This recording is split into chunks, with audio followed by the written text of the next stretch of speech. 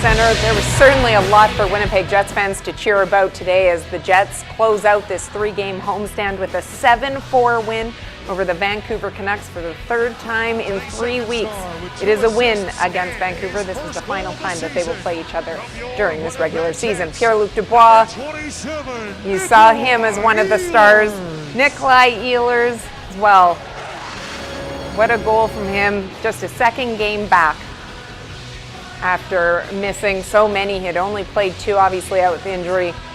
A huge round of applause from the fans when they showed him on the scoreboard afterwards as his goal song played. Lots of excitement. You know how much everyone loves number 27 when you're a Jets fan. And the first star, no surprise, Kyle Connor. For those that weren't able to catch the game, a hat trick for Kyle Connor, his second one of the season, both of them having occurred here on home ice. The first back on November 17th against Anaheim. 3 goals on 6 shots this evening. All right. Hello, everyone. I love afternoon games, and so do the Jets as well as they improved to 3-0 this season on afternoon games. As mentioned, this is the end of the homestand for them. The Jets started it off with a win against Calgary, added one against Tampa Bay, and then closed it out here this afternoon against Vancouver. This is now 5 straight wins for the Jets. It all started actually with a win against Vancouver as they continue to try to close that gap against the Dallas Stars. It's too early to say what's going to happen in the standings for the end of today. The Dallas Stars currently in action at the moment. All right, let's take you to the highlight of the afternoon for it. And there were no shortage of goals, as mentioned, to choose from. But when Kyle Connor gets a hat trick, you've got to give it to that third goal. Lots to celebrate. He had 3. He could have had 5 or 6 today. Certainly no shortage of opportunities for number 81, where that made it 6-4. The game-winning goal coming off of the stick of Axel Jonsson-Fjällby, who has had some success against the Vancouver Canucks. 2 of his 3 goals have happened against them, but Kyle Connor leading the way. Actually, his line was great today as we welcome in Mitchell Clinton. All right, the first 2 games between these clubs, a combined 12 goals. Had a combined 11 today, and every time it seemed as if thought that maybe the Jets were able to take control of it, got the 2-goal lead, gave it up. Got another 2-goal lead, gave it up. There's just been so many, and I remember like the National Hockey League puts out kind of like a halfway mark kind of stats back, quarter season stats back. The amount of goals and the amount of comebacks in the league right now, it's almost like you can't sit back at all. And you know the Winnipeg Jets have certainly seen a couple 2-goal leads go away this season already, and they've done that to other teams as well. And it just kind of goes to show you that no matter what, and Brendan Dillon said yesterday, this Vancouver Canucks team is going to be desperate. They need wins now. You certainly saw that in this game, but the Jets, of course, just able to outlast them tonight. A strong third period that I think that they can be proud of moving on as they head out on the road here. Absolutely. The line, obviously, that I think everyone's going to be talking about after this game, they did have contributions from a number of players, but that Pierre-Luc Dubois line with Kyle Connor, Nikolaj Ehlers certainly setting the tone. Yeah, combining for 10 points. We saw the hat trick goal from Kyle Connor, and yeah, he could have had, like you said, 4, 5, or 6 in this game. He was all over the ice, as were his line mates. Pierre-Luc Dubois picks up 4 assists tonight, and there's the first one, and that's also the first point for Nikolaj Ehlers coming back from missing 36 games, so he was fired up. But they just seemed to have it going early. The 4 assists for Pierre-Luc Dubois is a career high in a game for him. He'd had 3 assists 6 different times in his career, but picked up his 4th of the night on the hat trick goal. And you put these 3 together, there's so much speed, so much creativity, and obviously some finishing skill all over the place. And this is Kyle Connor at his best, open ice, gets a pass in stride and takes off. And Tyler Myers, we're all familiar with Tyler Myers here. He's 6'8", he's got a long reach, and that just shows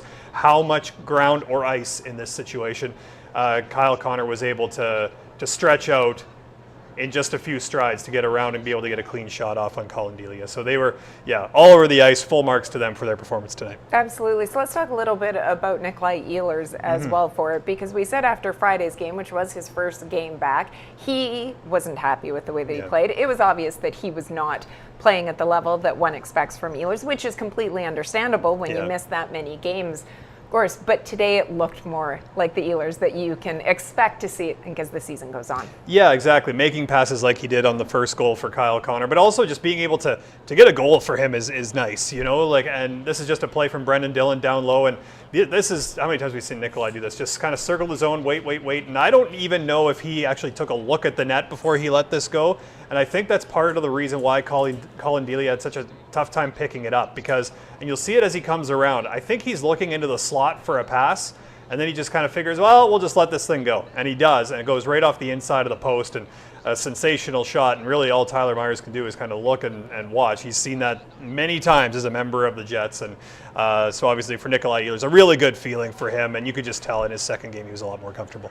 In Friday's win, a lot was talked about special teams and specifically the power play. The 5-on-3 was obviously so impactful. They had 2 goals off of it, being Winnipeg. In this game, we did see a shorthanded goal from Dylan DeMelo. Yes. We did see a power play goal from the Vancouver Canucks. But this was a game in which it was really 5-on-5 that we saw the contributions and the effectiveness for them.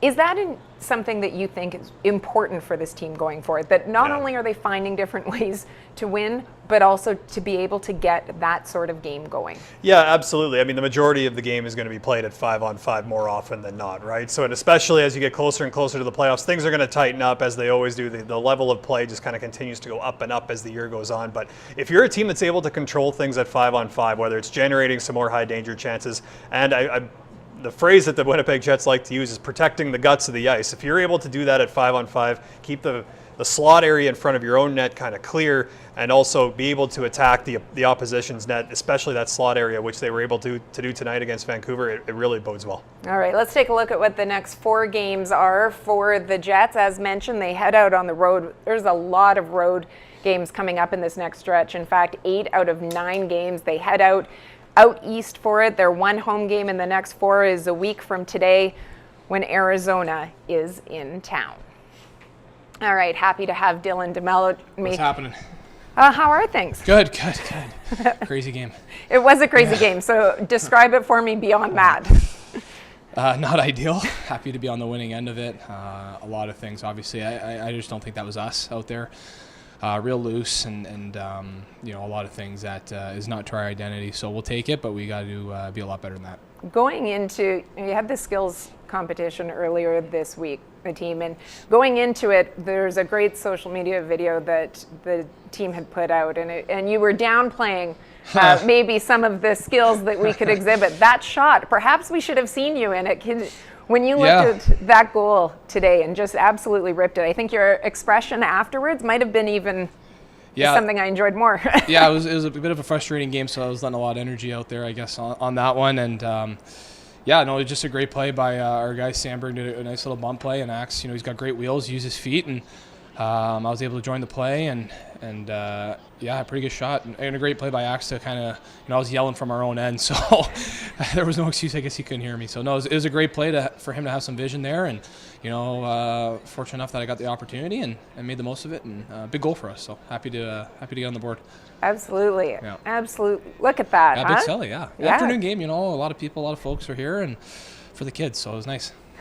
That's great. I love those sorts of celebrations from it. You said, not the type of game when you look at overall that you guys were looking for in terms of maybe just how loose at times it was. What does it say about the group, though, that you go up by 2, you're able to battle back after the adversity hits, go up again, battle? The battle was there all the game. Yeah, we know we got the guys that can put the puck in the net at any moment. Obviously, you could see just kind of off the rush or, quick turnover that we did a good job in the forecheck. We pass and we score right away. Like that's the ability we have. So we have to be able to kind of toe that line where we can do that, but also be really good defensively and not allow teams to, get chances and get goals. So, tonight we were lucky enough to score 7. We're not going to score 7 every night. So we got to do a better job of taking care of our own zone and doing a good job for our goalie. Just finally, what was the message from Rick Bowness at the end of the game to this group?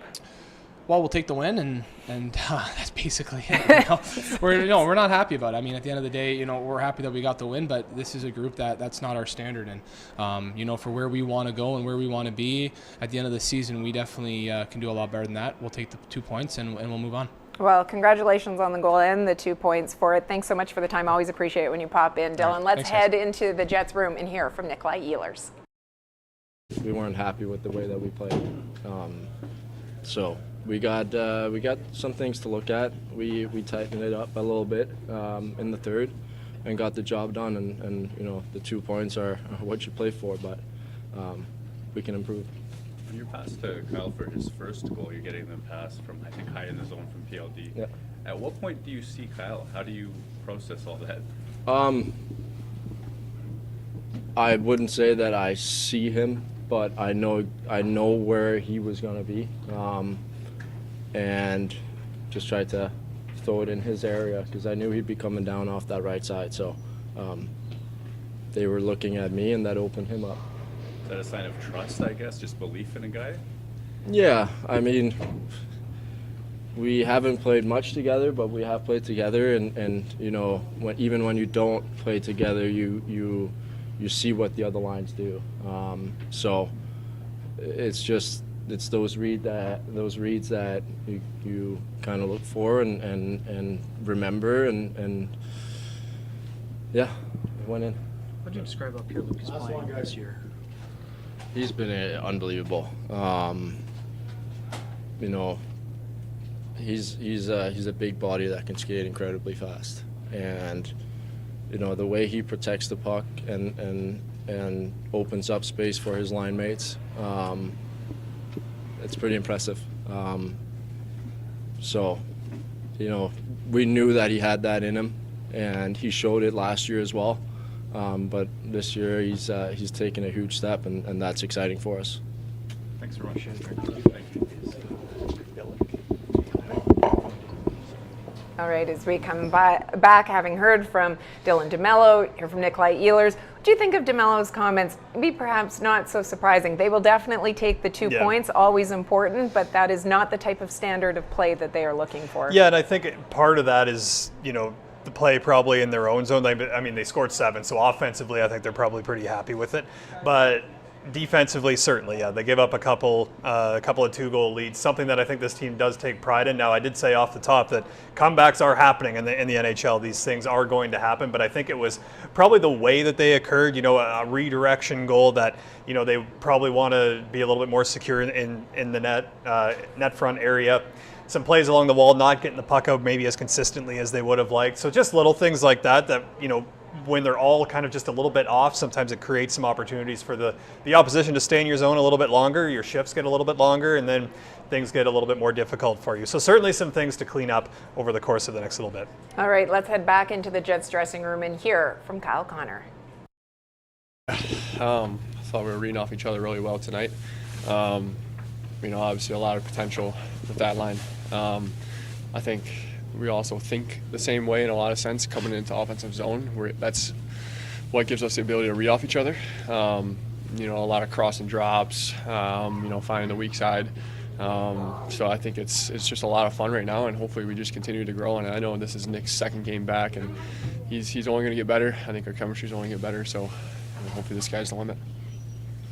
What did you see from Nikolaj in particular tonight? That maybe, I mean, obviously you knew it was going to take some time for him, but it seemed like he had a little bit more just jump. a lot more, a lot better reads, I would say, for him.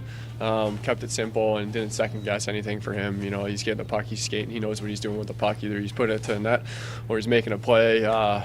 You know, a lot of times too, you see him holding on to the puck in the zone. I mean, the goal he scored comes around the net, holds onto the puck. You know, he just buys that extra time for himself. So I thought he was a lot more stronger with his reads tonight, and you know, I'm sure his legs felt a lot better too. What does that zone exit or zone entry element mean for your group? Obviously, on one of the goals too, and he gets it out wide. But I mean, that speed and on the attack, what can that mean?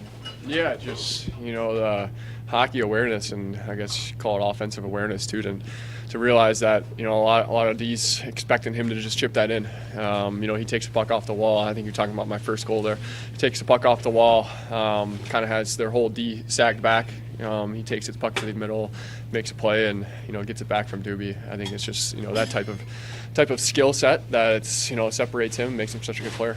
How were you to seeing you guys play a certain way this season in your own end? Would you say the first 2 periods weren't maybe up to your own standards in terms of puck management, things like that? Yeah, I thought it was a little sloppy. You know, we realized that. You know, we came in after the first, after the second. talking about it, realizing it, that, we just got to be stronger, win more battles, make better decisions in our zone. I think, without the puck, we hear Bones say it all the time, we want to look the same as a group, and it just makes us easier to read off each other, and simpler is, get the puck, get it down there in their zone. That's where we're so good at it. Nick said on that first goal that he knew where you were going to be. He didn't really see you to make that pass. Is that, considering he's just back after a couple of games, that's pretty decent chemistry right away, isn't it? Yeah, I think it's a field play. I don't know if it's necessarily maybe chemistry, maybe that's what it is, but I think he's just his awareness to when he gets the puck down there, knows that someone's going to be out there. Whether it was me or anybody, left-handed shot there, he knows if he gets it to the weak side, someone's going to have a good chance. All right. So I was frantically checking my phone while Kyle Connor was speaking to see whether or not I could find any additional information on what he was able to do tonight. So this extends his home point streak to 11 games, but he also 48 points now in the season, third most by a player on the Jets since relocation through 40 games, Blake Wheeler or Mark Scheifele. There's a few other ones too, but I could just, exactly. The list just goes on and on. At some point, we'll just pick out a couple highlights with it. It's honestly, it's sometimes though, like you point that out, it's crazy to think the start of the season that Kyle Connor had in terms of finishing. He had all these chances, they weren't going in, and now it just kind of shows, now they're going in, which is you almost kind of come to expect it from Kyle Connor, but it just shows the absolute blistering pace that he's on, and that's with the start that he had with the puck not going in for him. So it's been quite something to watch him. Yeah, 6 games straight now with points, 4 goals in his last 2 games. So all the attention paid to that line, and deservedly so for it. But mentioned, Dylan DeMelo had a goal, Morgan Barron won 2, and Axel Jonsson-Fjallby, whose contribution, turns out to be the game-winning goal. Always love to be able to see someone not just display the speed that we regularly see from him, but also to be able to be rewarded with a goal. Yeah, he does have a really, really good shot, and this is just a really good example of it. Sam Gagner with a nice patient play that goes across the way to Fjallby, and I purely believe that this is intentional. It goes through the legs of Luke Schenn. You'll see it on this angle, and then gets past Spencer Martin. Now, it's interesting that it's Spencer Martin in goal and Axel Jonsson-Fjallby scoring, because if you go back a little bit earlier on in the year, yes, Axel Jonsson-Fjallby once again scoring the 5th goal of the game for the Winnipeg Jets, and that is Spencer Martin in net. So beat him glove side both times. It went in. I thought it was cool. And we hadn't mentioned beforehand, the Canucks to make that change in net as well with the way that things were going on. Okay, let's head back into the Jets dressing room. But we end up winning, so it's good. What did you see on the shorthanded goal play to Dylan DeMelo? Actually, the whole bench is yelling 3. I have a third guy with us. So that's a assist on them. The PK, it's been such a point of pride this year. You guys give up the one on the first chance. So is there almost a mentality, when they go to the power play the second time, like we're not going to let them get another one? And yeah, for sure. PK overall is good. I feel like, they get that goal. They have a really good power play. But yeah, they're going to score goals on us, even though we have a good PK. Just got to keep working on it. What's it like to watch a trio like Dubois, Ehlers, and Connor kind of work their magic like they were tonight? Yeah, it's fun to watch, especially their first goal, I think. It's really fun to watch.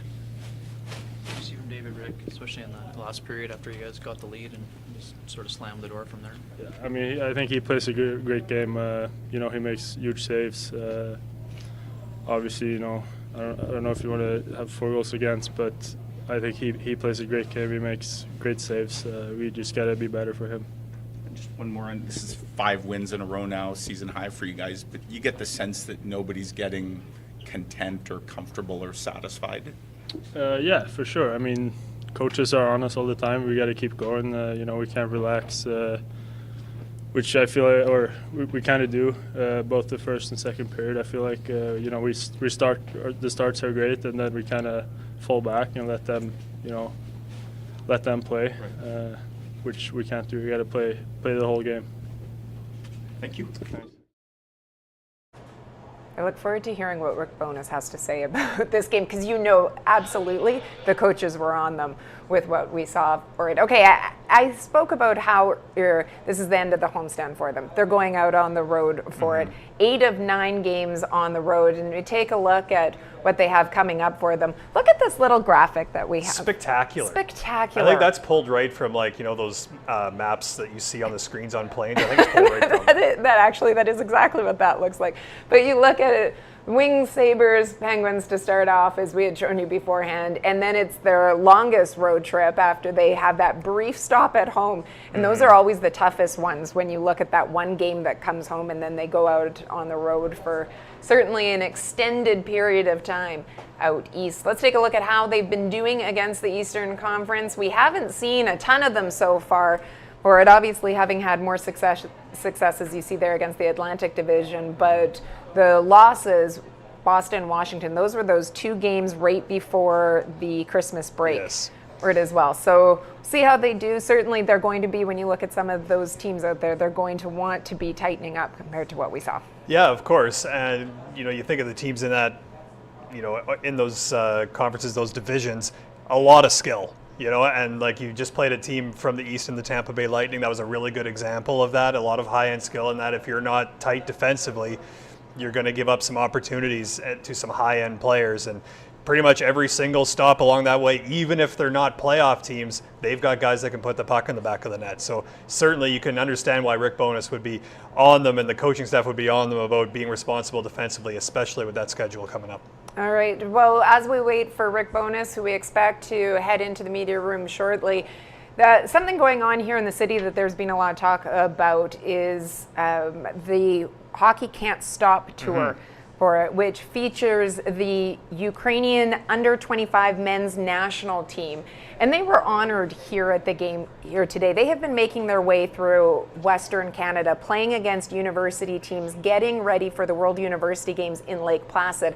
As you saw from the graphic beforehand, and as hopefully you were aware of as well, that they are playing here against the Bisons. They're playing at Canada Life Center tomorrow.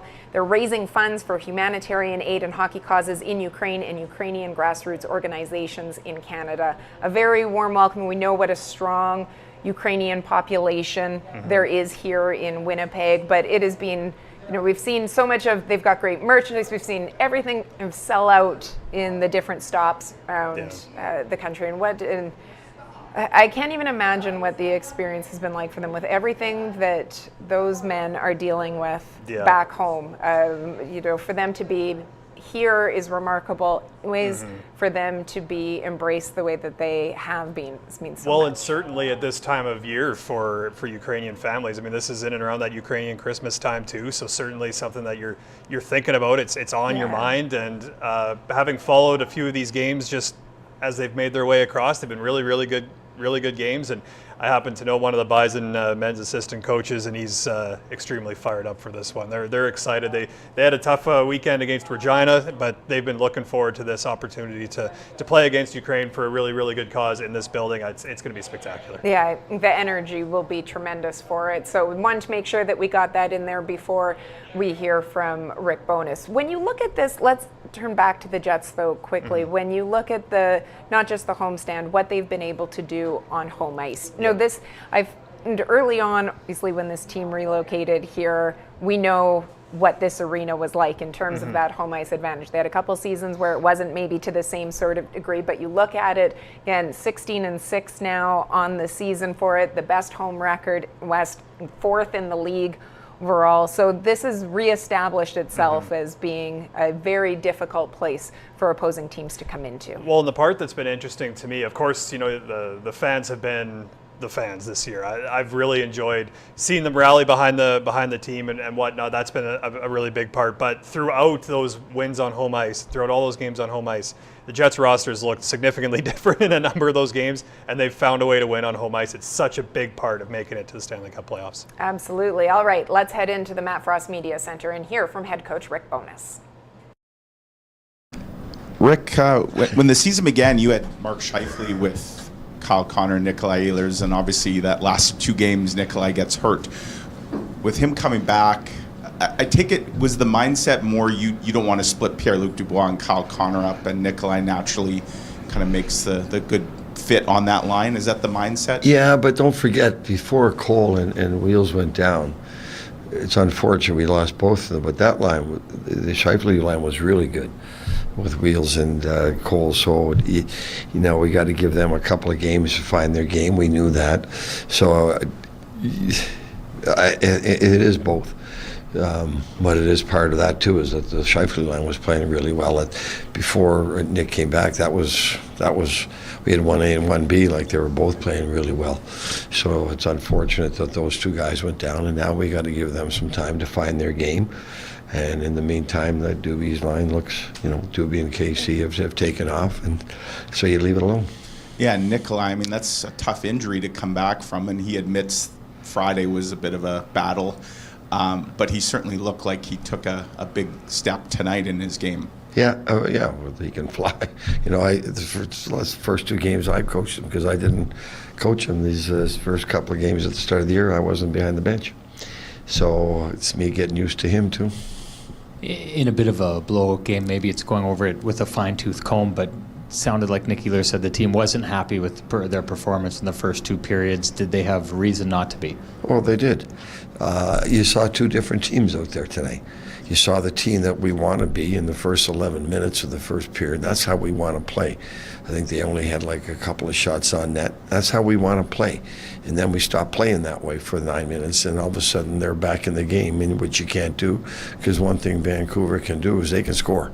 And they've got a lot of skill up front, and they showed that.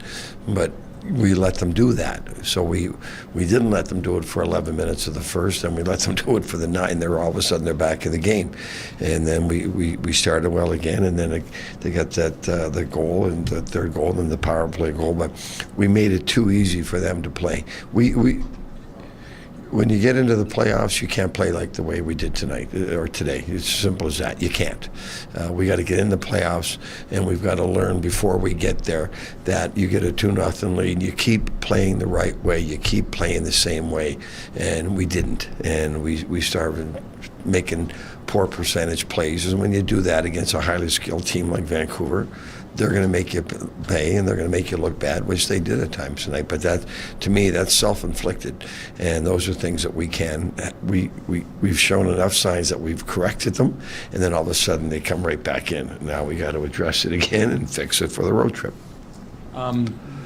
May sound strange because he allowed 4 goals, but what role did you think David Riddick played in that game? Huge in the third. I mean, he got his, he felt it. He looked a lot more comfortable in the third than he did in the first two. He didn't look, so let's just leave it at that. He looked more comfortable in the third than he did the first two.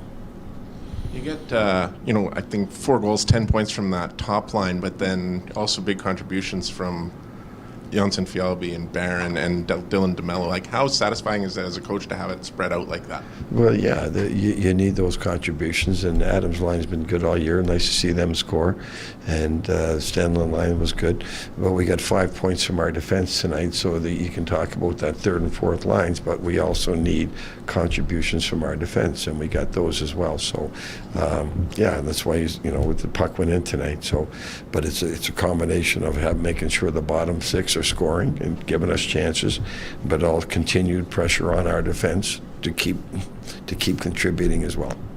Rick, the self-inflicted wounds that you mentioned a couple of answers ago, to what extent do you believe that's a function of the 4 guys, that your complete lineup trying to reintegrate itself? No, it wasn't the 4 guys. It was the guys that have been here for all year.